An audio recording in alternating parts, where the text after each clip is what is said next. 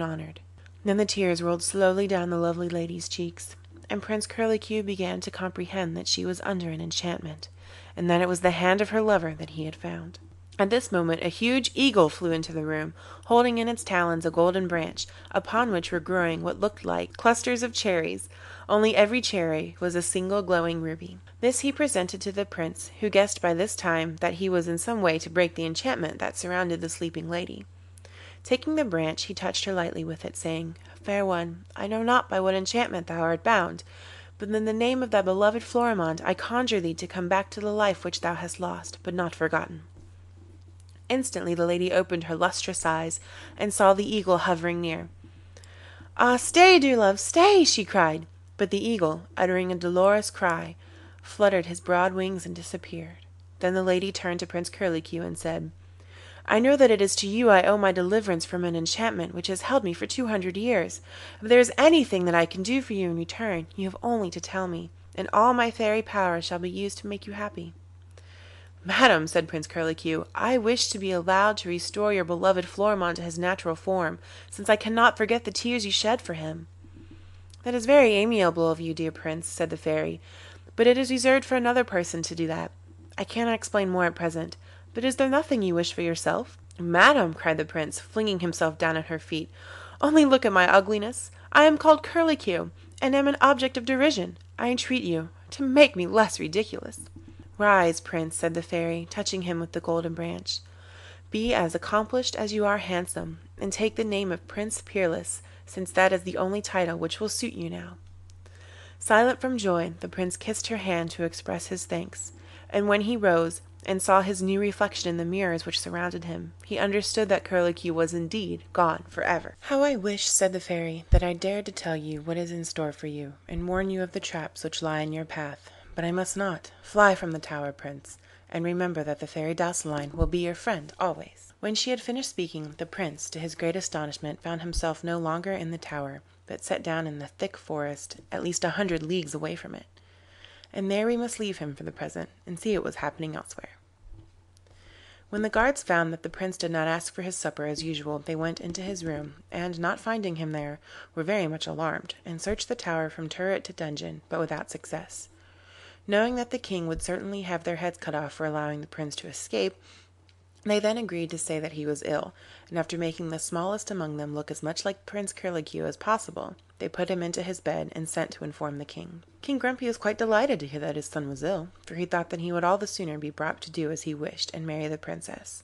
So he sent back to the guards to say that the prince was to be treated as severely as before, which was just what they had hoped he would say. In the meantime the Princess Cabbage Stalk had reached the palace, travelling in a litter. King Grumpy went out to meet her, but when he saw her, with a skin like a tortoise's, her thick eyebrows meeting above her large nose, and her mouth from ear to ear, he could not help crying out, "Well, I must say Curlicue is ugly enough, but I don't think you need have thought twice before consenting to marry him." "Sire," she replied, "I know too well what I am like to be hurt by what you say, but I assure you that I have no wish to marry your son. I had rather be called Princess Cabbage Stalk than Queen Curlicue." This made King Grumpy very angry. "Your father has sent you here to marry my son," he said, "and you may be sure that I am not going to offend him by altering his arrangements." So the poor princess was sent away in disgrace to her own apartments, and the ladies who attended upon her were charged to bring her to a better mind. At this juncture the guards, who were in great fear that they would be found out, sent to tell the king that his son was dead, which annoyed him very much. He had once made up his mind that it was entirely the princess's fault, and gave orders that she should be imprisoned in the tower in Prince Curlicue's place.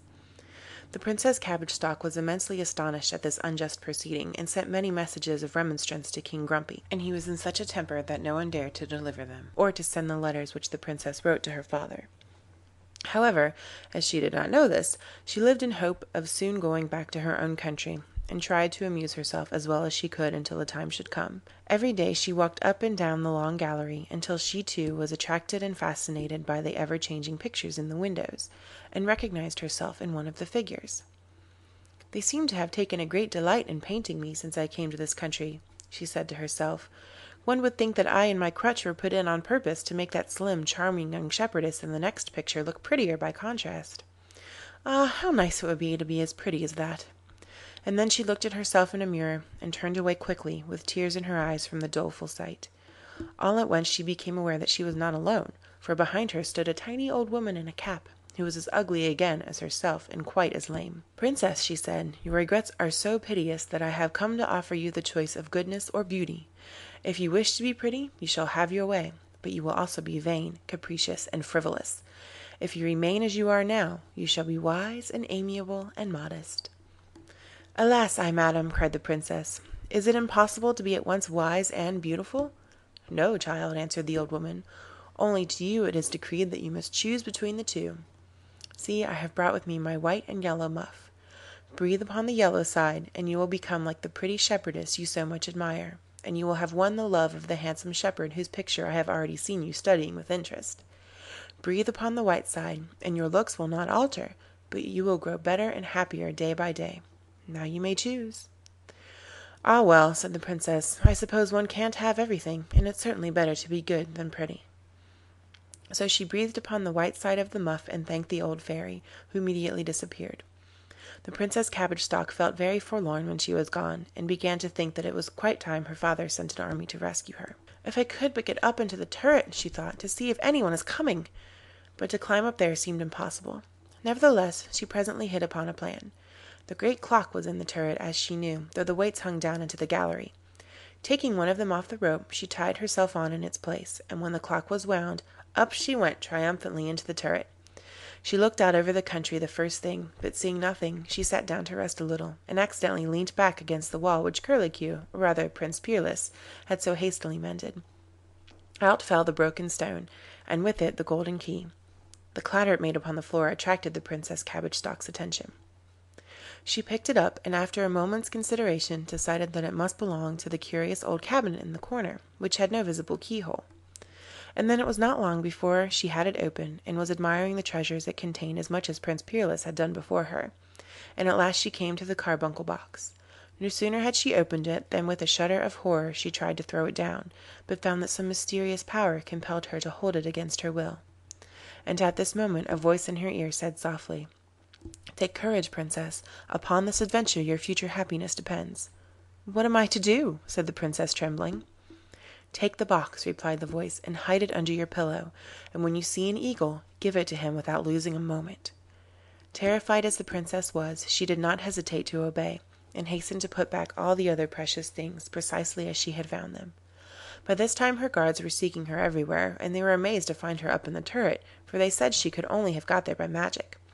For 3 days nothing happened, but at last in the night the Princess heard something flutter against her window, and drawing back her curtains, she saw in the moonlight that it was an eagle.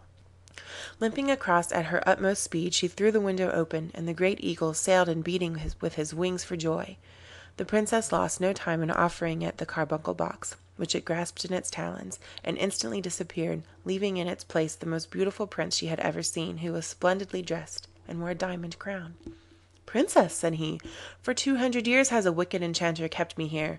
We both loved the same fairy, but she preferred me. However, he was more powerful than I, and succeeded when for a moment I was off my guard in changing me into an eagle, while my queen was left in an enchanted sleep. I knew that after 200 years a prince would recall her to the light of day, and a princess, in restoring to me the hand which my enemy had cut off, would give me back my natural form. The fairy who watches over your destiny told me this, and it was she who guided you to the cabinet in the turret, where she had placed my hand. It is she also who permits me to show my gratitude to you by granting whatever favour you may ask of me. Tell me, Princess, what is it that you wish for most? Shall I make you as beautiful as you deserve to be?" "Ah, if only you would!" cried the Princess, and at the same moment she heard a crick-cracking in all her bones. She grew tall and straight and pretty, with eyes like shining stars, and a skin as white as milk. "Oh, wonderful!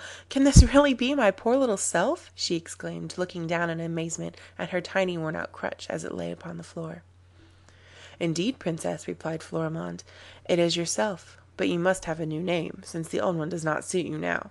Be called Princess Sunbeam, for you are bright and charming enough to deserve the name." And so saying, he disappeared, and the Princess, without knowing how she got there, found herself walking under shady trees by a clear river. Of course, the first thing she did was to look at her own reflection in the water, and she was extremely surprised to find that she was exactly like the shepherdess she had so much admired, and wore the same white dress and flowery wreath that she had seen in the painted windows. To complete the resemblance, A flock of sheep appeared, grazing around her, and she found a gay crook adorned with flowers upon the bank of the river.